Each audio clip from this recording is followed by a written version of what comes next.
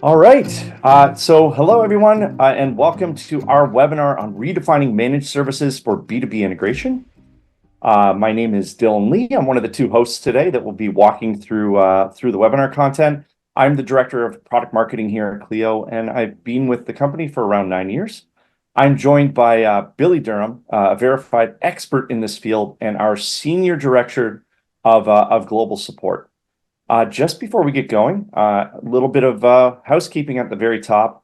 This is a webinar, so you will not be able to come off mute, but we do encourage you to ask questions. You can submit any question that you have throughout the presentation through the Q&A option, and we will try to cover as many of those questions toward the end of the webinar today as we can.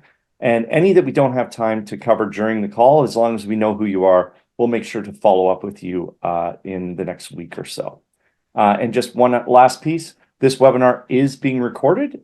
So if you're able to attend for the full call, that's great. If you have to drop early for whatever reason, you will receive a recording, again, within the next week or so following today's session. And with that, let's dive right in. So redefining managed services for B2B integration. Right. I'm just going to jump to the middle here. The modern supply chain can no longer afford these delays. And when I say these delays, it's things that don't happen as fast as your business requires. And today's webinar, when we talk about redefining managed services, it's all about contrasts. It's about taking that traditional kind of black box, standard status quo approach to what a managed service has always been, and breaking it apart, exploding it, and reconceiving it as something which is designed to meet modern supply chain requirements, including eliminating many of the delays that hurt your business. So here's how we're going to go through that topic today. We're going to begin by defining managed services, right? What key components make up a typical managed service?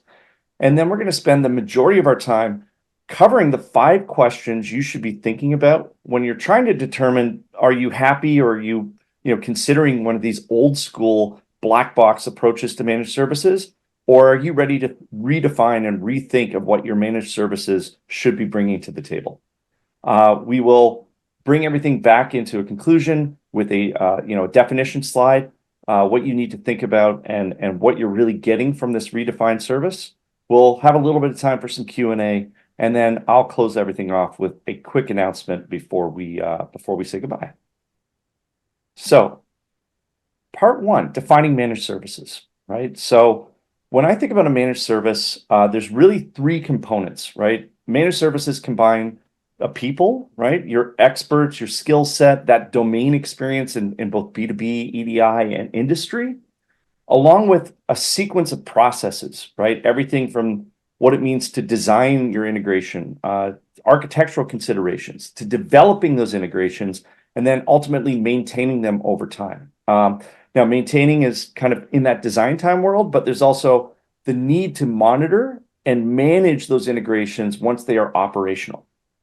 Additionally, all managed services are delivered with some kind of technology, right? So there's the design time component where you've got your studio, but there's also the runtime part, or the engine which executes all of those processes in your operational environment. And managed services sits at the center of these 3 key components. So if you keep that in mind, the people, the process, and the technology, we can also layer these 3 things across your integration operational lifecycle. And similarly, there's 3 components that we consider here at Cleo, right? There's your initial implementation, your solution migration, your business release 1, which often involves doing the majority of your big cutover, trading partner onboarding, large scope, big project, and including all the connectivity, mapping, and integration to get you live on a new solution. And you'll see that this is kind of an effort scale. So a lot of effort up front when it comes to this initial implementation and solution migration. The second part here is, the incremental onboarding and change management. This is handling all the work order changes, incremental, new trading partners that are joining your ecosystem, making changes to existing maps, fixing errors and those kind of things that require mapping, from a runtime perspective. Now, there's a little bit of peaks and valleys here, but generally speaking, you don't see the same type of effort that's required from that initial implementation. And then the third part is really about your ongoing runtime operations, right? How you're handling the day-to-day, execution of these integrations that you built and put into production. What level of visibility do you have? What level of insights do you have? What level of troubleshooting you have? So all three of these things, which define the integration operational lifecycle, are also ways in which you should be thinking about the experience of a traditional managed services offering, and how some of those experiences are leaving you behind, leaving you wanting more, or just putting your business into a difficult position. So, Billy, just before we jump on, anything you want to add to this? No, I think you're hitting it very well on the head there, Dylan. Many times people do forget about that operational side when it comes to it. But that is really what makes or breaks your integrations and all. So just because you've built it, just because you have it running, you have to support it. And this is where we're going to really discuss the differences that we offer compared to some of the traditional black boxes that you were talking about earlier. Excellent. Thanks, Billy. And so why is this important, right? Why do you have to consider the quality of the people running the show behind the scenes? Why do you have to consider the quality of those processes and the quality of the technology? It's because when you think about your business today, the need for some level of managed service is real, right? When I think about supply chain businesses, I'm thinking about the always on expectations that many of you face because your customers expect you to be running 24/7 by 365. Whether that's pushed by, the sort of Amazon effect and the impact that the e-commerce revolution has had, or just the fact that, because of the internet, because of websites, there really isn't an off hour for when you need to have availability, when your business needs to be running to make sure that you're delivering an optimal customer experience. Now, what that means is you're talking about 8,766 hours of attention that are required for that operational level that Billy was just talking about. And then underneath that sort of constant activity of your business, there's the need to have that skill set to develop those integrations, to maintain those integrations, to troubleshoot those integrations. And this is more than just integration as the starting part. That's the data syntax. Do you know EDI? Do you know APIs? But there's also the industry aspect and the business domain aspect. The understanding of B2B requirements are kind of hard baked into this skill set that you need to be effective and to have optimal outcomes from your integration strategy and integration people, process, and technology as well. And additionally, what we have seen more and more these days is a lot of companies are coming to us and saying, we need to do something different with our EDI, but we don't have the complete skill set that's required. And so this is really where we're seeing that driving need for managed services, while at the same time seeing some pretty real dissatisfaction with the traditional mold of what managed services have been.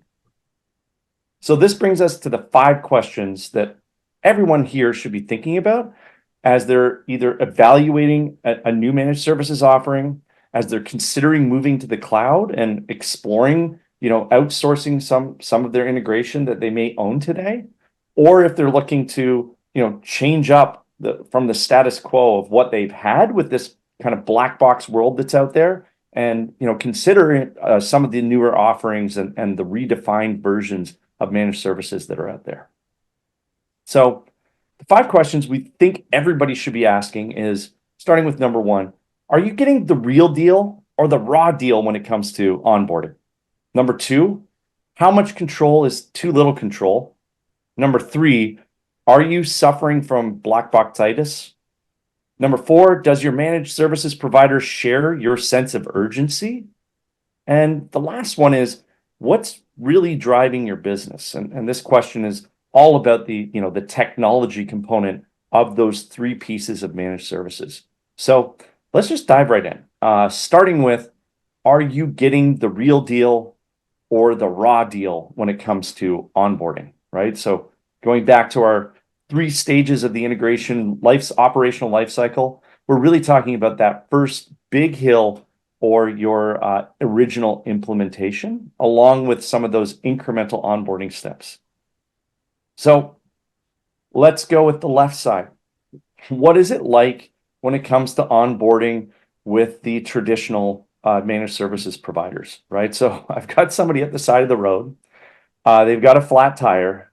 They're calling for help, but they're stranded, right? They're waiting for either a tow truck or a AAA to come by. But right now they're just on the phone.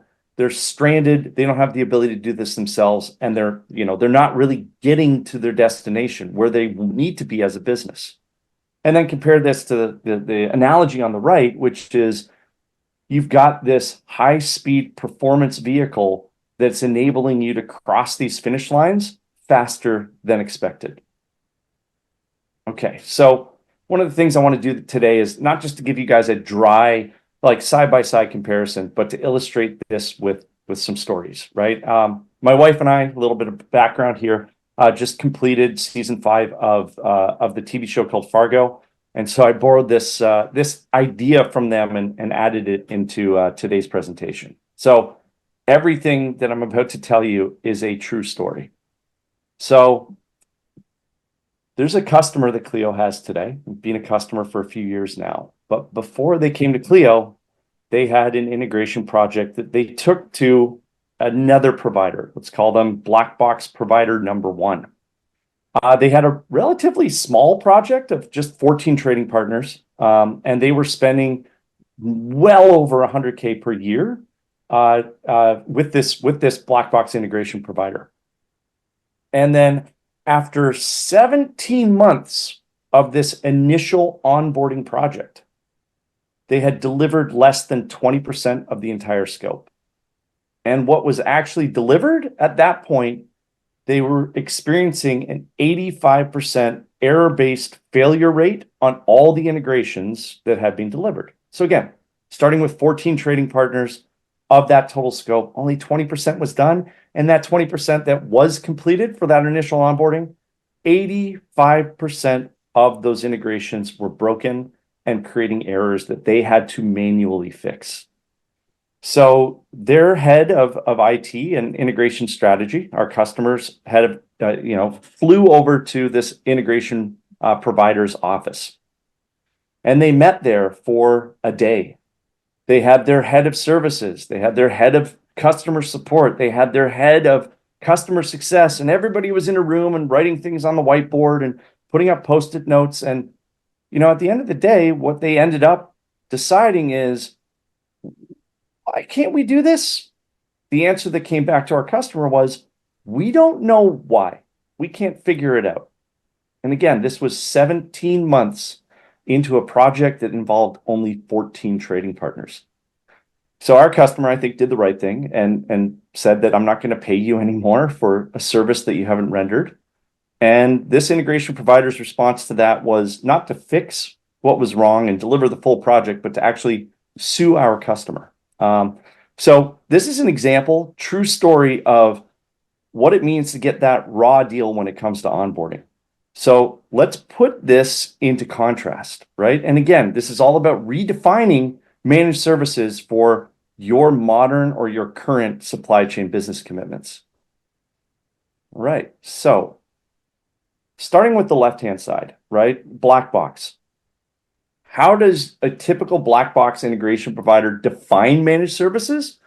You often hear this as being described like connecting to the network, right? And when you're talking about connecting to the network, what that really implies is that all of that onboarding is just focused on the trading partner. And I'm going to invite Billy to jump in here and talk about how Cleo is really thinking about onboarding in contrast to this black box approach. Yeah. Thanks, Dylan.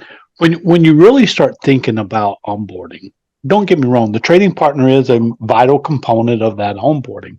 But really, it comes down to how do you integrate these onboardings with your back-end systems? How do you improve the overall process? This is where Cleo can actually bring these complex processes together.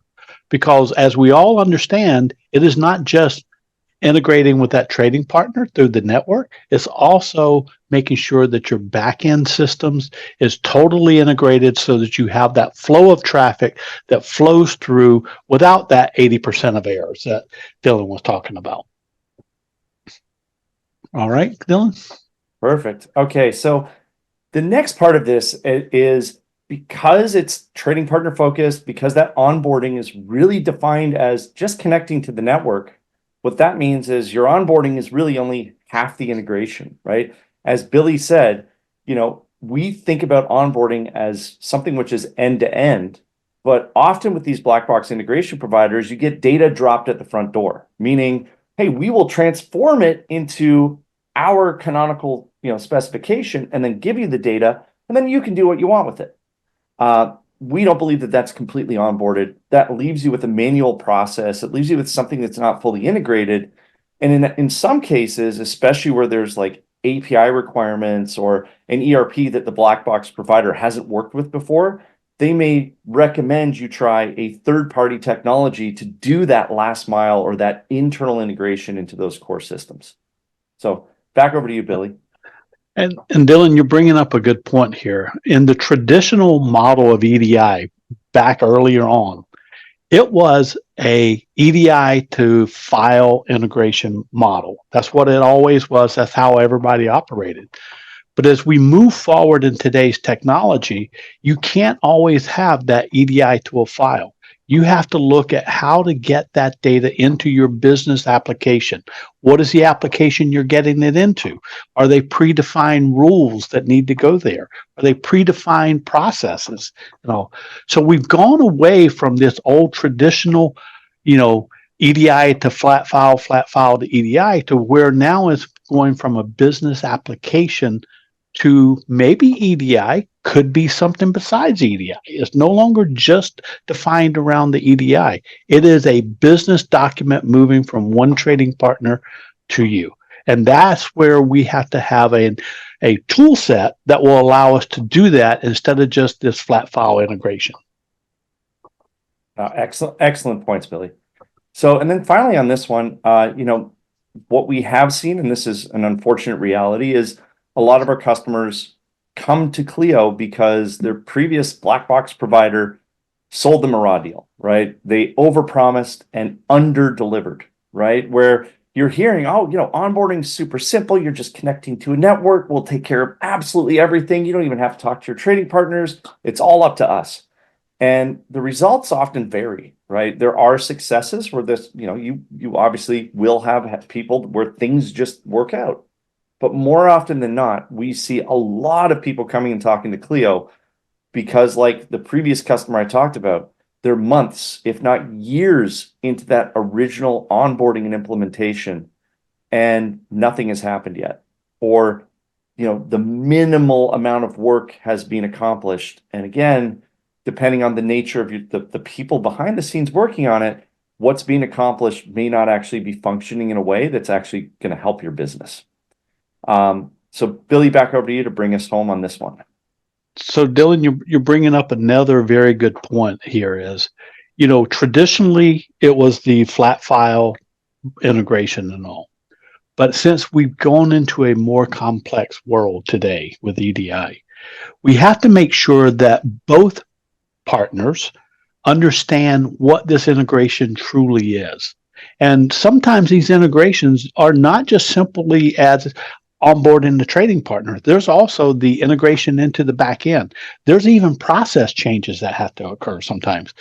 So what we do at Cleo is we try to make sure you understand the full breadth of this. We're not always the quickest out there because we're not going to tell you something we can't deliver, right? So one of the things that we do is we give you meaningful commitments and then we try to stick to those because these integrations are very complex at times and we have to be realistic. And giving you that information up front is one of the things that we feel is very valuable instead of waiting until we're 3 months into the project to then tell you this. Yeah, that's absolutely spot on, right? You just said the word complex. It's written on the slide as well. That is a reality that a lot of these black box providers will try to wash over or skip over. If you go to any of their websites, you're going to see things like, hey, EDI is easy. We know in the real world, EDI is anything but easy, right? EDI is a data syntax. Integration is complex, it's elegant, and to do it right, you have to recognize that complexity and kind of make sure that you have the people, the processes, and the technology available to manage that complexity in a way that helps your business, right? Versus just pretending it's not there. So the question that you guys should be asking in response to this is, if you have talked to one of these black box integration providers, does your timeline sound too good to be true? And if it does, you might want to start to double click, ask them, does this integration include going into my internal system? Which team is handling this? Are there any kind of things that we're going to hear after the fact that are going to make us regret this decision? So number two, how much control is too little control? So once again, let's put this in terms of contrast. The way I think about a traditional black box provider is kind of like getting on a roller coaster. Somebody else owns it. Somebody else controls the speed at which you're going. There is one kind of path. You don't really have the ability to sort of steer off of that path. You're locked in. You can't exit when you're in the middle of the ride. And even if you're feeling a little sick, you have to wait until the ride is over before you're able to get off. And then if you compare that to the way we think about a redefinition of managed services, you're going from this complete lack of control, where you're just a passenger along for the ride, to somebody it's like in the co-pilot's chair, with access to the same controls as the pilot, with visibility to the same dashboards and meters as the pilot, and with a view out the front window the exact same as the pilot has. And so this sort of shared control, where if the pilot leaves, you can take over. This is some of the things that we want you to think about as you're considering what it means to redefine B2B managed services. So once again, this is a true story. So around 5 years ago, I was at an EDI centric event. It was a users conference. So the room, the floor with all the vendors, Cleo was presenting there. We had a table, and the room was just filled with a lot of companies around the region that were really focused on doing EDI. And because it was an EDI event, we were also surrounded by a number of competing products and competing vendors, including some of the big name managed services providers that focus on B2B as well.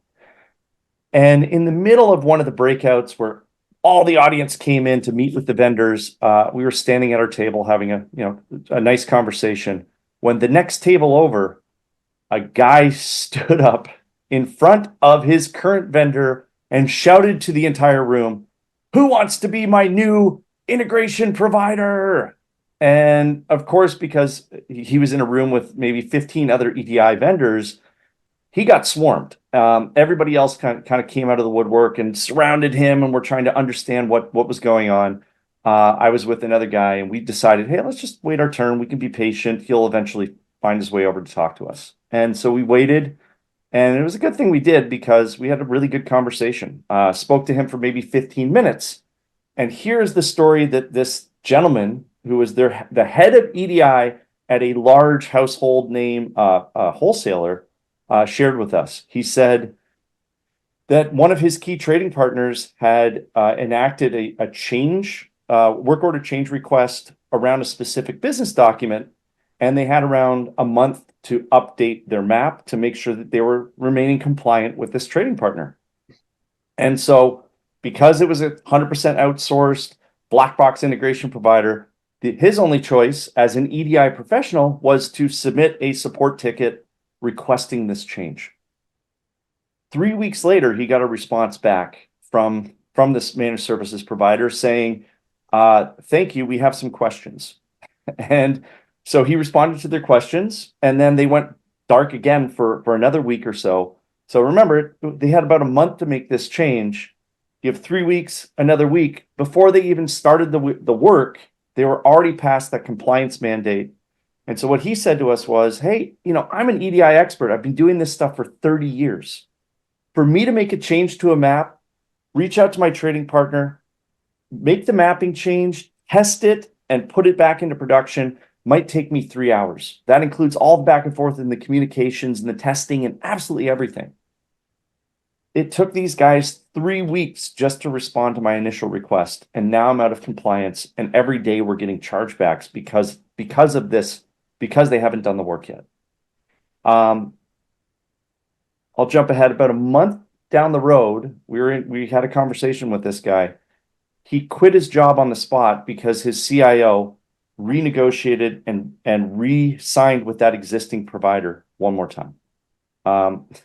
He quit on the spot. So they lost their integration skill set because of how dissatisfied he was with this status quo traditional black box model. So what do you need to consider when you're thinking about the level of control that works for your business?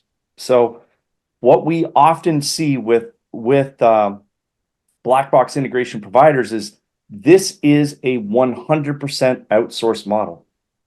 You lose all control, right? You're really, if you want that roller coaster model, then the black box integration model may work for you. But what we've seen is that most companies don't feel comfortable with that 100% outsourced model, especially considering customer experience, supply chain commitments, and the desire to do things faster. When you're 100% outsourced, when you have no control, that means you have no control over your outcomes either.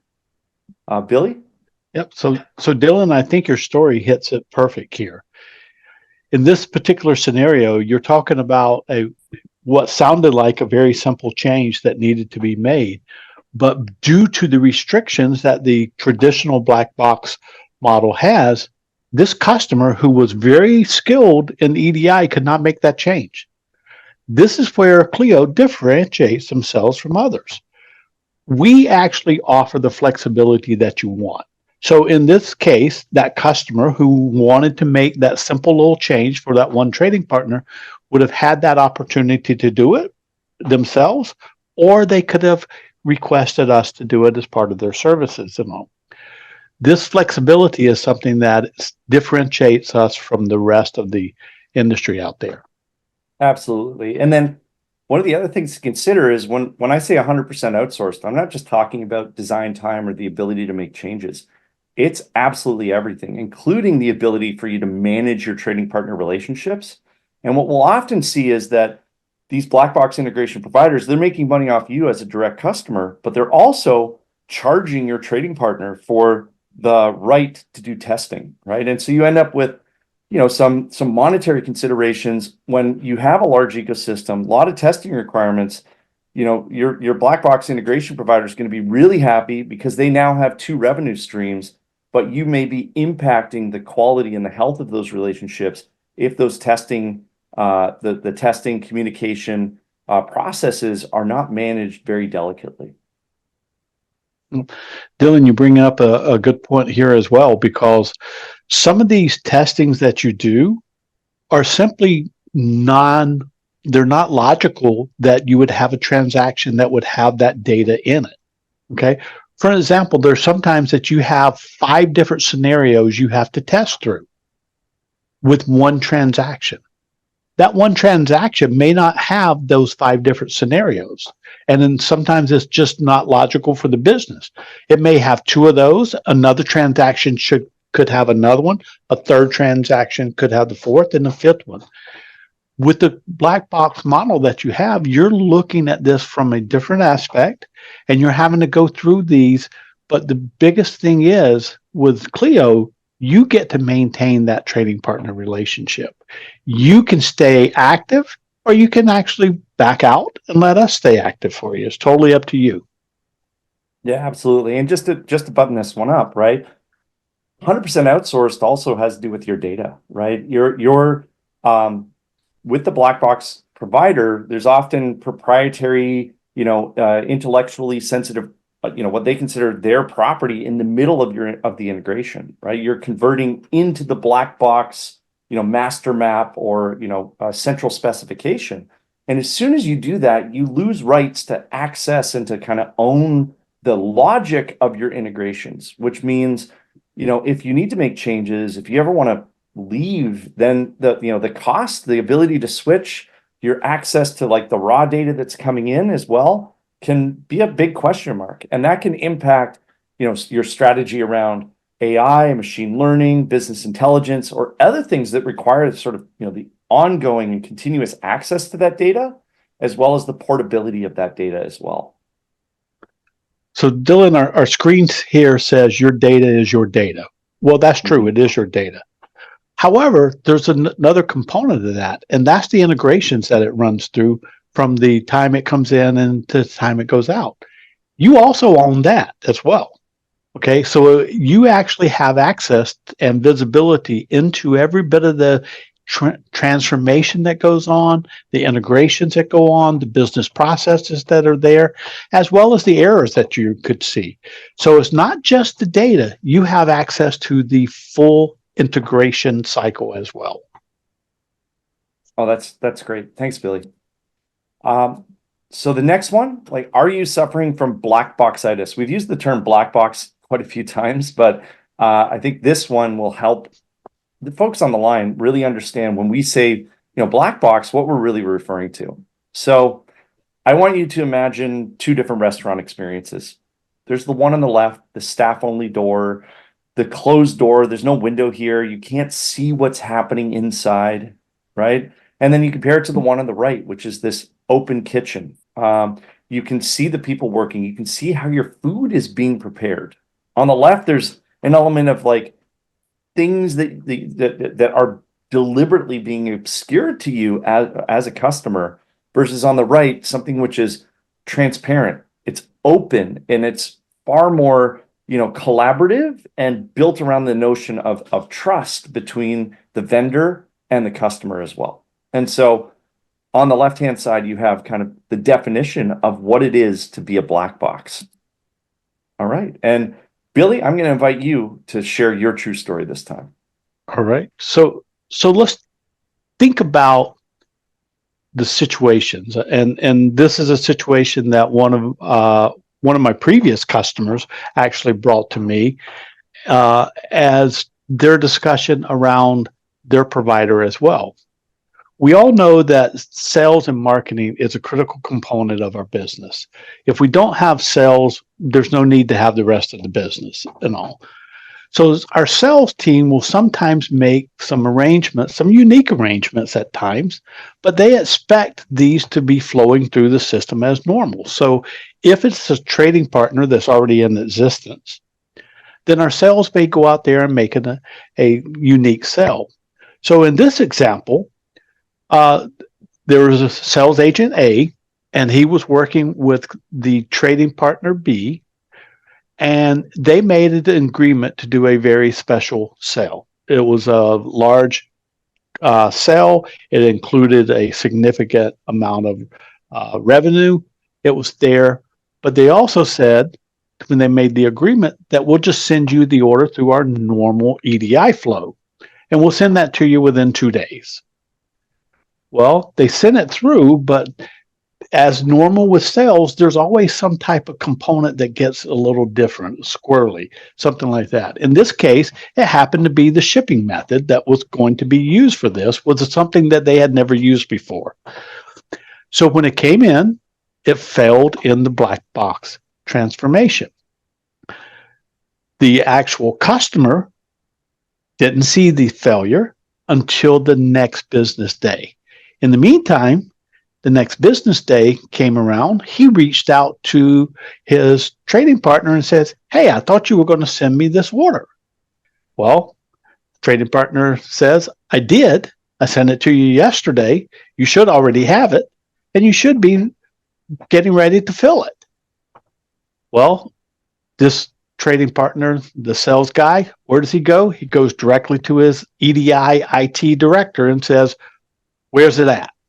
Well, they look in the back end system, it's not there. They don't have visibility into the actual black box provider to see that that file failed due to this transformation. So here we are we're now a day and a half into this, that this order is not there. So they reach out to this black box and says, hey, did this file come in? Yes, they did. So they said, can you send me this file so I can get it put in? By the time that happened, we're now at 2 days since this happened. So then they get the data, the raw data. They have somebody that can read EDI. They interpret that, they enter it into their system, and they get ready to ship the product. Well, guess what? They had a special shipping method that they were going to use.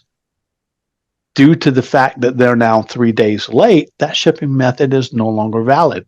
So they end up having to pay express shipping on this simply because they were not able to see that file up front. So your traditional black box doesn't show you the data, doesn't allow you to see your data, just like we talked about previously. In this scenario, Cleo will actually allow you to see that data. You can actually see the failed data in our system as it is there too.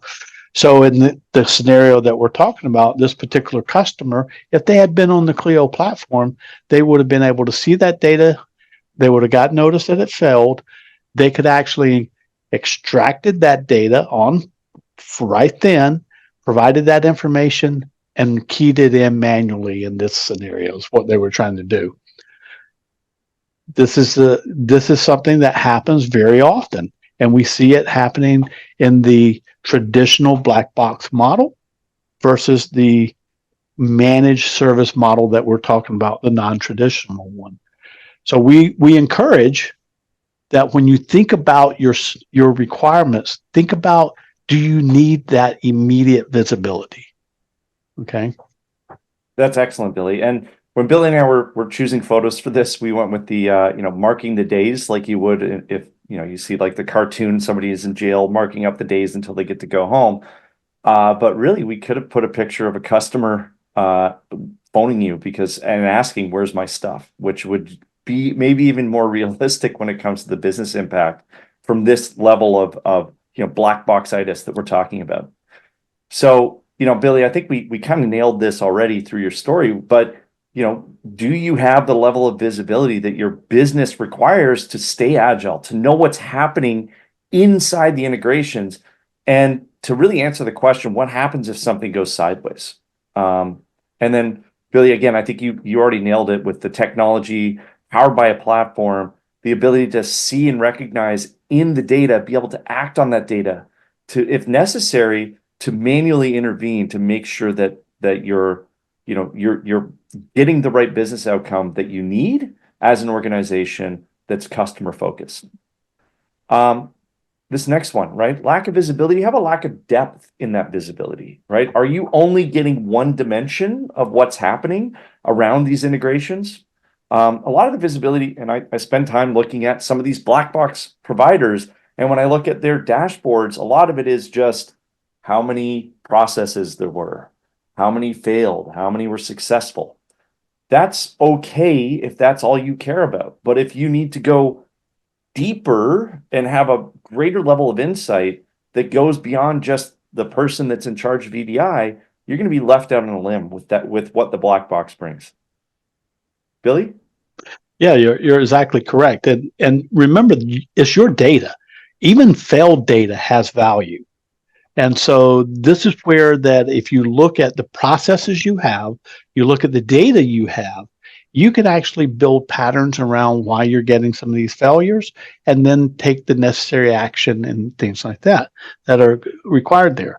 So it's different from the black box side because, as we mentioned earlier, it is technology, but it's also your data that is there.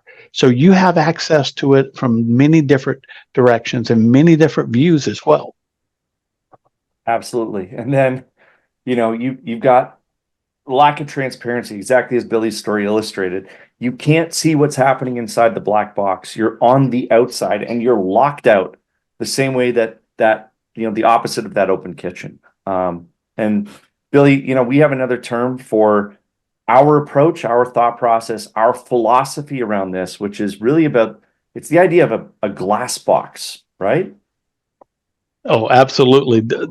When we say glass box, in the term of the kitchen, you get to see not only who's cooking your meal, what ingredients they're putting into it, are they using clean utensils, all of those things. So in the glass box, you get to see your input data, you get to see the processes it runs through, you get to see the transformation that it goes through, you get to see the errors that it generates, as well as you get to see the output data if you want it and all. So we give you from the beginning, the transformation, and the end. So we give you the before, during, and after visibility of this. Okay, perfect. Thanks, Billy. All right, our second last question today, right? Does your managed services provider share your sense of urgency? We said it at the top, right? As a supply chain business, you can't afford these delays. So let's talk about some of these delays and the experience of, are you, when something goes wrong, when you have a request, is it the equivalent of getting in a never-ending line that really isn't moving? Or are you, dealing with a vendor that appreciates and understands urgency? It's not like, hey, we'll get to it later, we'll get to it tomorrow, we'll get to it next week, but really focusing on the here and now, because these things matter, they have revenue impact. And as a business, now is the only answer that makes sense when it comes to driving agility and avoiding the kind of, again, delays that you don't want to experience, right? So this is a true story. Not so much a story, but if not now, when, right? And that's kind of the question that I think a lot of customers out there that went with this black box provider experience are probably asking themselves, right? If it's not now, when is it going to happen? And unfortunately, there's a lot of stories out there which will insinuate it's much later than you expect, much later than the SLAs will promise, right? So all of these publicly available, you can go to G2 Crowd, other review websites, and find all kinds of customer complaints just like this. So top left, we're fed up with the response resolution times. Issue resolution takes 1 to 2 weeks with a 24-hour response time on all messages. So when something goes sideways, like Billy talked about it before, not even be able to see the data for a day and then having another 1 or 2 day delay just to have that started, right? Imagine, your kid gets sick and you need to get the doctor on the phone, and you call and you try to book an appointment and they call you back 24 hours later. There's that same level of urgency in supply chain issues because they impact your revenue, they impact your business process, they impact your operational cycle, and they impact your ability to deliver an optimal customer experience. The next one, believe me, I want this to work, but most of the time I can't get anyone to answer the phone. They do call back hours later, but when you're running a real-time business, that doesn't do much good. And then the last little bit here, right? I thought this was pretty funny, actually, this is in the marketing material for one of the black box providers out there. It might be hard to read. It's a bit of an eye chart, but if you look at the fine print in this screen, there is a 9-day gap between when a customer escalates something and when they get their first response back from the customer support team. 9 days, right? And that's how they're advertising the black box experience through their marketing material. I just thought that one was kind of funny. So really, when we're talking about, does your managed services provider share your sense of urgency? A couple red flags to keep an eye on, right? Are you getting a chatbot response, right? A lot of the rapid SLAs you see on these sites, the support assurances may be deceptive, right? It could be you submit a ticket and you get a system generated response. That is not the same thing as having a person working on the issue, right, Billy? Oh, you're exactly correct. Here at Cleo, we actually do have, when the ticket gets opened, we do have a automated system process that sends you back and gives you the ticket number, right? But that's as far as the automation goes with it at that point. The next step is a human then gets assigned to your ticket, and they initiate the next response back to you. So the first is just giving you the ticket number. The second is us actually having a human looking at your issue within a 1 hour time frame. Yep, and exactly right. The other contrast is once you've received that automated response, ask your provider what's their SLA for the next follow-up, right? As Billy just mentioned, Cleo's, you know that ticket will be assigned. It's going to be investigated within that first hour, where a human being is actually working through the investigation and the issue mitigation and the path to resolution. On the other side of the fence, this black box side, you're looking at minimally hours, more commonly days, and in some cases even weeks before you'll get those types of responses. Going back to the lineup, right? One of the ways that this system of the black box works is when something goes sideways, when something goes wrong, when you have a change order request, it will go into the back of a very, very long, very, very, very long line. And what that means is even if it's severe, even if it's significant, often it doesn't get recognized until you get to the front of the line. And when somebody can start to investigate and categorize and understand what's going on. And again, put that in contrast with that 1 hour response time that Billy just mentioned. And you'll see that the business priority, the business sensitivity, the level of impact really isn't part of the decision on the black box side. Right? So next, what's really driving your business? So this is the last of those 5 questions, right? And to put this into contrast, on the left here, I've got a series of hamster wheels with people running in them, and then they are carrying a bunch of discombobulated old technology that's loosely tossed together on the top. That's my metaphor for a lot of these black box providers. And then you compare that to the redefined one is the technology is a high performance vehicle that's, looks great, feels great. You want to drive it. You want to be a passenger. You want to experience that because you're really dealing with this next generation, technology that delivers optimal performance and optimal outcomes. All right. Our last true story is going to Billy. All right. So recently, we had a customer of Cleo, and this customer was asking us a question about how we do our day-to-day support and how we monitor their systems. And, I didn't want to say it to this customer, but if you think about traditional operational type environments, you used to have all these wall boards up in front of a group of individuals, and they were watching these and they were sitting there looking at for certain things to go wrong. Well, if you think about the technology changes that we've had since then, if you think about the fact that you need to have resources react to issues instead of looking for issues, computers can look for issues much faster than people can. If you were having a wall board up there of 100 different items, and this is what the individual asked me, he says, I assume you have a room full of people looking at 100 different clients' screens. And I thought for a minute and I said, 20 years ago, yes. Today, no, we don't do that.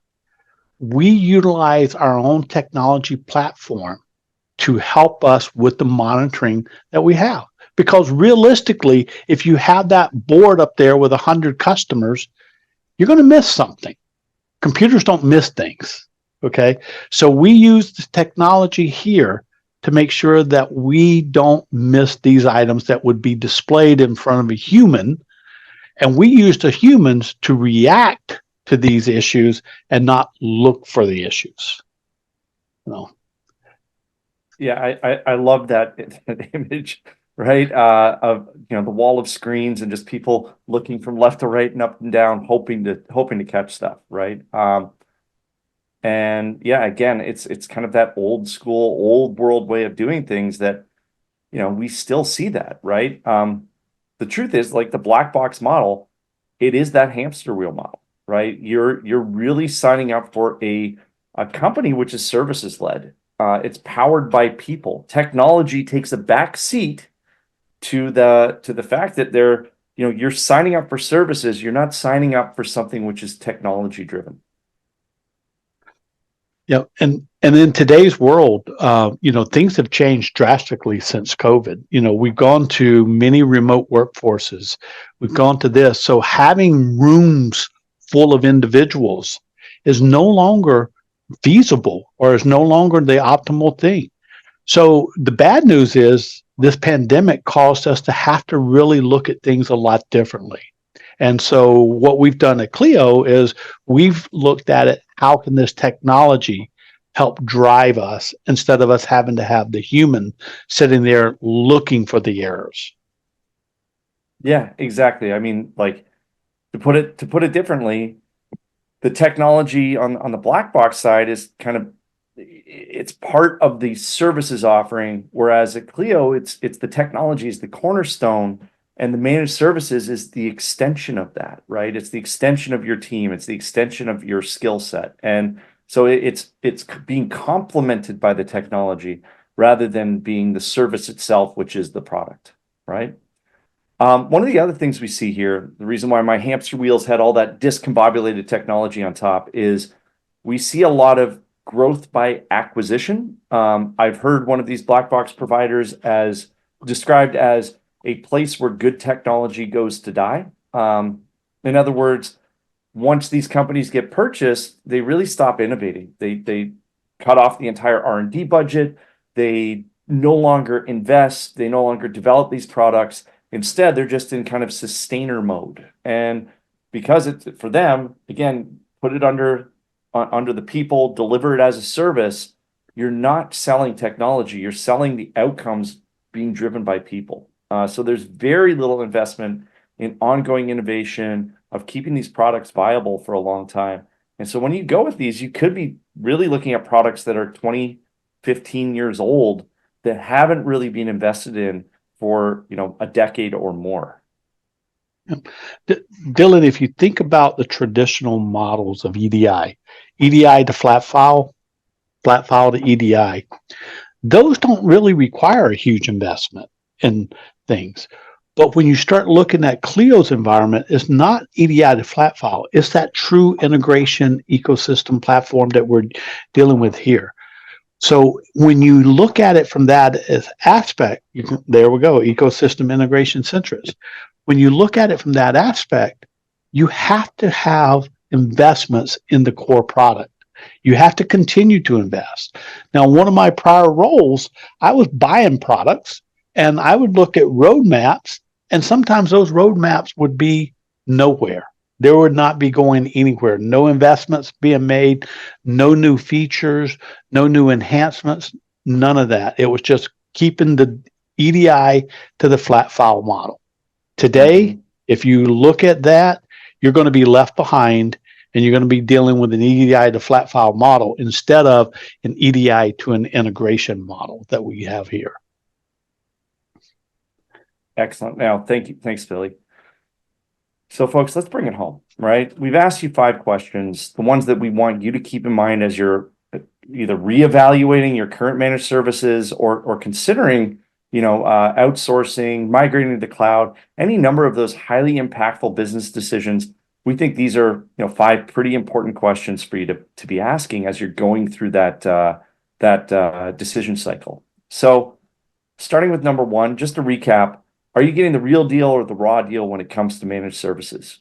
So let's transform the old way, like the traditional definition, the onboarding that leaves you holding the bag, to onboarding which is complete and end to end. It's not just connecting to the network, it's connecting to your trading partner and then integrating all the way to those core systems to enable the end-to-end automation, visibility, integration, business process orchestration that you require to be optimally set up to operate in the supply chain.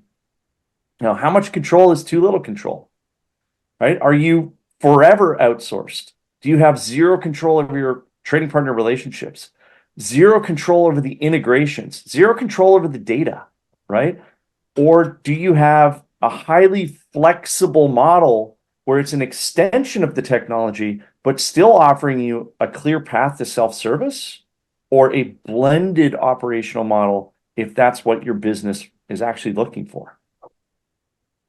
Are you suffering from black boxitis, right? So, are you dealing with a black box with no visibility, no openness, limited amounts of trust, or are you really looking at this like open kitchen model that Billy described with that glass box level of transparency where you can see what your team is doing, where you can see the integrations, you can see the data, you have data that operates at different levels throughout the organization, is contextually rich, and can help you make the right business decisions around those ongoing operations.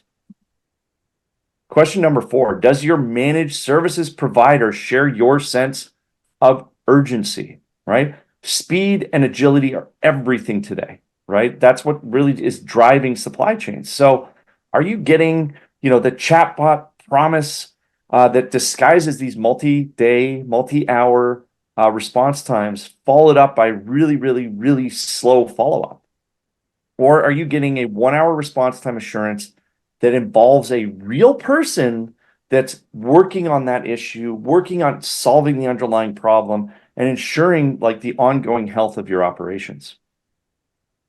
And then finally, what's really driving your business? And if anything, this might be the most important question you can ask. So is it a bunch of like disparate technology? Is it a graveyard? Is it really a people-powered service that you're buying?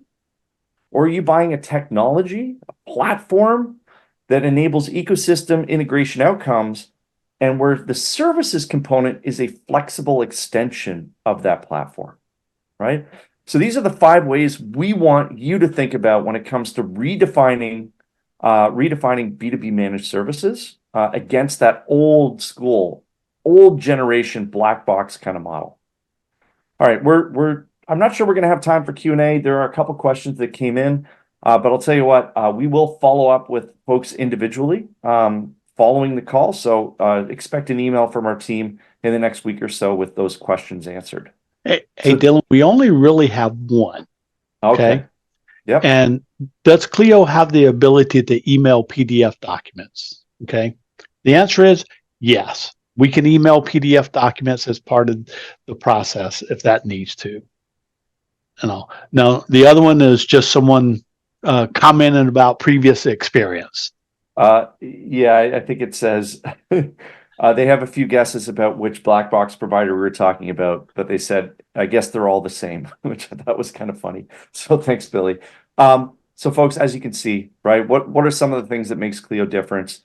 The Cleo difference here is the people experience, right? As we talked about at the top, right? It's technology, it's people, it's process. And when it comes to the people, do you have that skill set that's really required to deliver those optimal outcomes, both in that design time and runtime, right? You need to have the EDI experience. You need to have the B2B experience. You need to have the supply chain industry experience.